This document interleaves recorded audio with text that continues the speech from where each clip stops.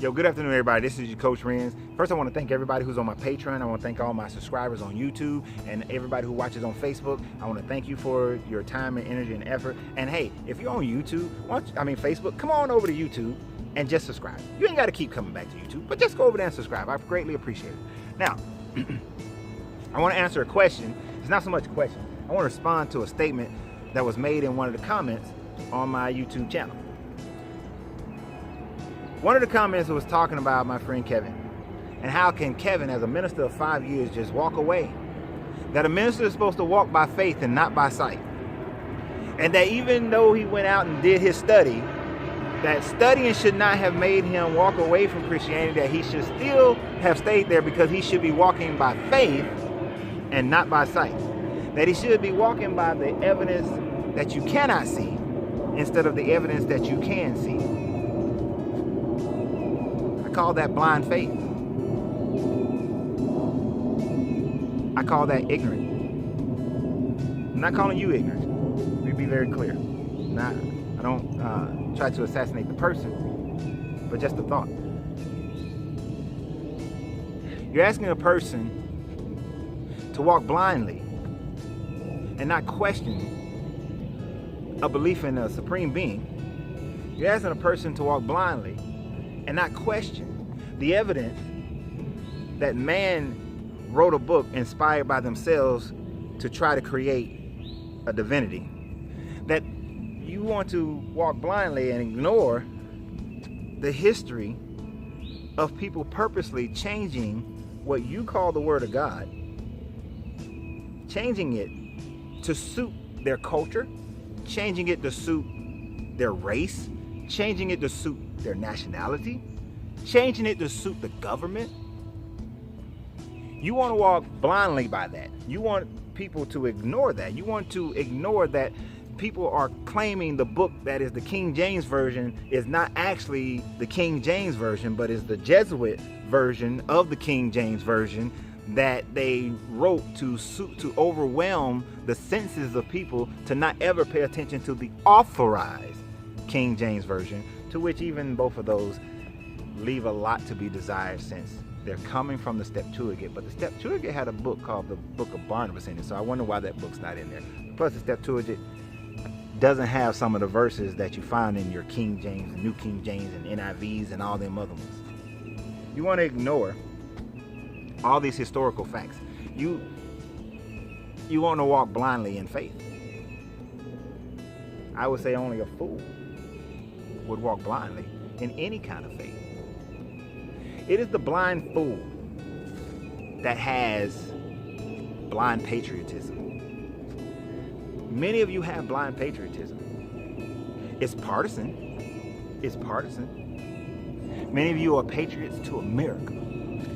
Blindly. You believe that America is the greatest place in the planet. That America is the only country you can ever live in. That America has things that no other country has. That no other country can ever supersede America.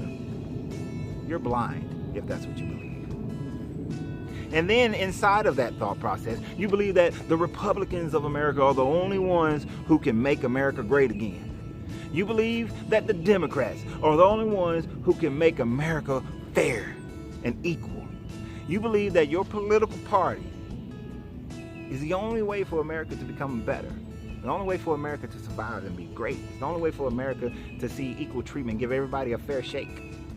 You believe your political party is the only way, and you walk blindly. Doesn't matter what 45 say, doesn't matter what 44 said. If you were 445 or you're 444, then it doesn't matter. Whatever they said, whatever they did, you're going to support whatever they did, whatever they do. Why? Because you're walking in blind faith. What did blind faith do to Germany? It allowed for the Nazi party to come out. It allowed for millions and millions and millions and tens of millions of people to be murdered, of both Jewish descent, handicapped, gypsies, blacks, everybody. It allowed for millions upon millions of people to be murdered because people walked in blind faith. I'm just following orders. It allowed for that. That's what blind faith does. Blind faith allows people to fly planes into buildings. Blind faith allows people to get their heads chopped off. Blind faith allows women to be stoned. Blind faith allows people to be castrated. Blind faith allows for Salem witch hunters. Blind faith allows for over 70 people to be lynched. Blind faith allows for a person to blow a bomb in a church and kill 4 black kids. Blind faith allows you to sit back and watch them set dogs on people. Blind faith allows for the colonization of other countries who never asked you to show up. Blind faith allows for people to just mass murder people on wholesale. Allows you to drink the Kool-Aid. That's what blind faith does. Blind faith in the fact that you will believe anything that a pope says, regardless of what they say, because they're a pope, and still believe that they cannot make mistakes when they go around correcting past mistakes of other popes. Blind faith says that, hey, you know what? Pedophiles, they got to join our community, our group. We got to let them be part of it because they are oppressed too, and there's a gender, and we're going to create a whole gender for them. Blind faith into a political or social movement is what allows the majority of the evils that happen in this planet. Think about it. Who wants a faith that allows for slavery? Who wants a faith that allows rules and conditions other than punishment for rape? Who wants a faith that says go and murder and kill everybody who doesn't agree with you? Who wants a faith where you can look at the history of it and see how politicians and political people in power changed everything to fit them, or a race changed it to fit them? Who wants that kind of faith? And then it says study and show yourself approved. It's a contradictory within itself. I walk by faith and not by sight should only be the idea that you believe that there is an intelligent creator. That's it. It should stop right there. It should stop right there. Nowhere beyond that. If you want to walk by faith, not blind faith, but faith that there is a creator, because at the end of the day, we can prove nature and how nature works. We can prove physics and how physics works. We can prove most of the universe and how it works in an orderly fashion. And through that proof, we can estimate, hypothesize, that there is a divine creator. But even at that, our finite brain can't handle the infinite, so we can't be 100%. There's no 100% proof. There's like a 99.9% estimation based on everything that we see in the universe that happens by natural law. That's as far as it goes as far as faith. It can't go beyond that. We can have a faith that there are, and we know and we can understand that there are different levels of consciousness, that the consciousness is different from the body. We know that. We know that we're all energy and that the consciousness is its own type of energy. We've got technology that has proven that. Where your consciousness go when you leave here, we can't prove that. No one can.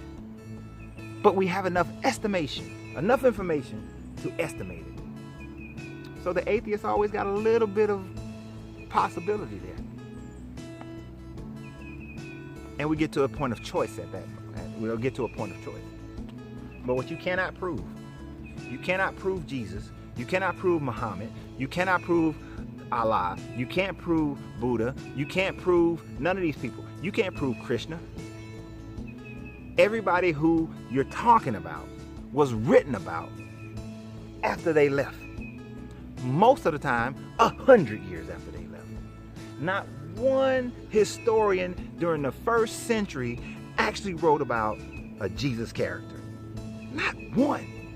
No one wrote about Muhammad during the time of Muhammad when he was alive.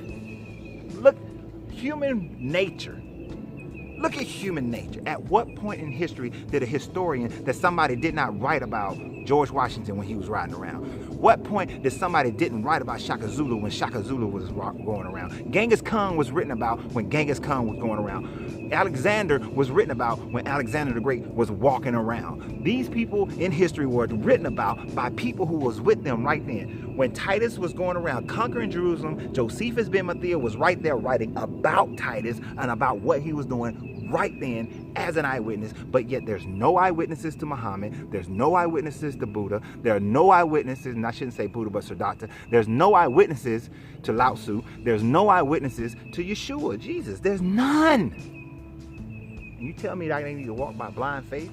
And that a pastor who then starts doing the research that they cannot now, that they were supposed to walk blindly?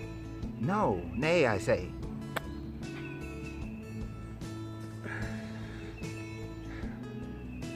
That is only a fool's errand and a fool's thought. Because the fact of the matter is, any person who is so blinded by what they must believe that they ignore the information in front of them is not someone who should be trusted with leading anyone. Anyone who can't research, find information, and then have the maturity to change the way they think shouldn't be leading anyone. If you come to realize that your Republican president is horrible for the majority of the country, if you come to realize that your Democratic president is horrible for the rest of the country, if you come to realize that your country is horrible for the rest of the world, you should think differently, and then you should act differently. The fact that you will remain and walk blindly, just hoping and praying that everything's going to be all right, or even supporting it just because, you're evil. You're evil, plain and simple. People, we got to think for ourselves. We have to think and learn. We have to recognize that here's information today, and we may find something, we may dig up something that shows that this information is not actually the oldest or the most accurate. We got people who just want to claim stuff simply because of a color or a race or a nation or a nationality or a political party or a religion. No, I'm not walking blindly by nothing. I'm not walking in blind faith of anything. I walk by the fact that I know what I can prove and I know what I can see. Now, based on that, I'll make the best hypothesis I possibly can when it comes to things that I cannot prove. When it comes to things I cannot prove. Now, if this world was chaotic and disorganized and things didn't work and in some kind of natural flow or order, I probably would be atheist. If there was no separation between the body and the consciousness, I probably would be atheist. But since those things exist, it doesn't allow me to be an atheist. And there's nothing wrong with anybody who decides that they want to be an atheist. If that's your stance, then that's your stance. I have no problem with that. Do you? But don't come at me. Don't come at me expecting me to follow along with you, expecting me to walk blindly with you either. I'm not walking blindly with no one. And you shouldn't expect anybody else. And if Kevin and many other ministers are realizing that they can no longer toe this line of lies, if many of these imams are realizing they can no longer toe these lines of lies, if people are recognizing that in this information age that you can no longer toe these lines of lies because many people are walking away from traditional religions, if people are starting to realize that and wake up and they're hitting this age of Aquarius mindset, I applaud them and I say, who are you to stop them? You want to know why somebody can study and become a pastor and then walk away from it? It's because they think for themselves.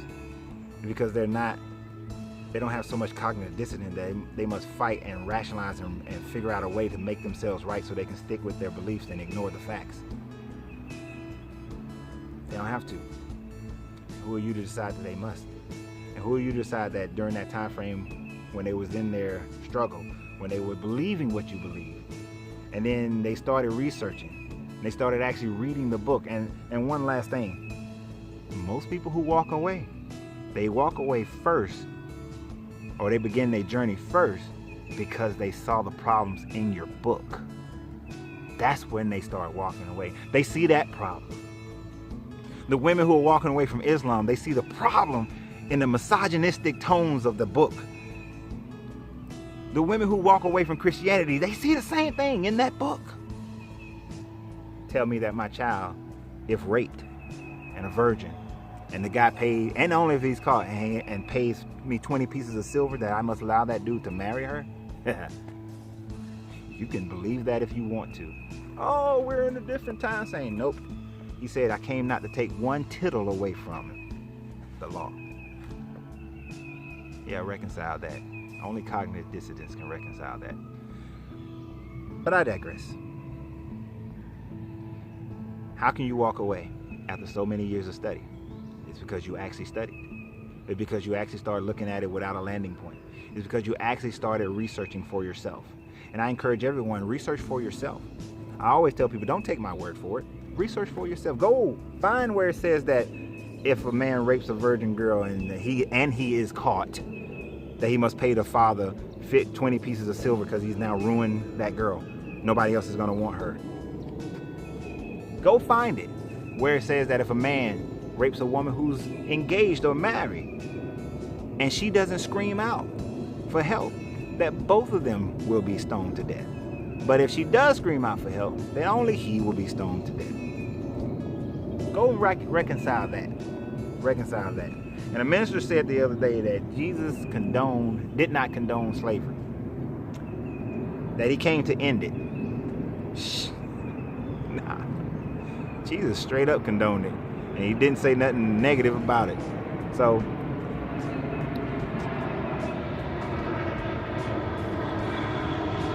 plane flying overhead. So, how can somebody like Kevin walk away? Because he doesn't walk in blind faith. How can I say that I know that I'm going to leave this country? Because I'm not walking around in blind nationalism or blind patriotism either. I recognize where I am. I recognize the country that I live in. And I am not pleased. I will use America for what America can be used for. And then beyond that, I will not live here. I will not live here. And I will use any other country for what that country can be used for. And most of them I won't live in. I'm not walking blindly in any kind of patriotism or naturalism. So, y'all have a great day. This hasn't been one of my most upbeat videos, but I just saw a symbol of something in the trees and I need to take a little time to meditate on it. So y'all have a great day. Enjoy yourself. Remember, you got to free yourself to be yourself. Why? Because your greatness is non-negotiable.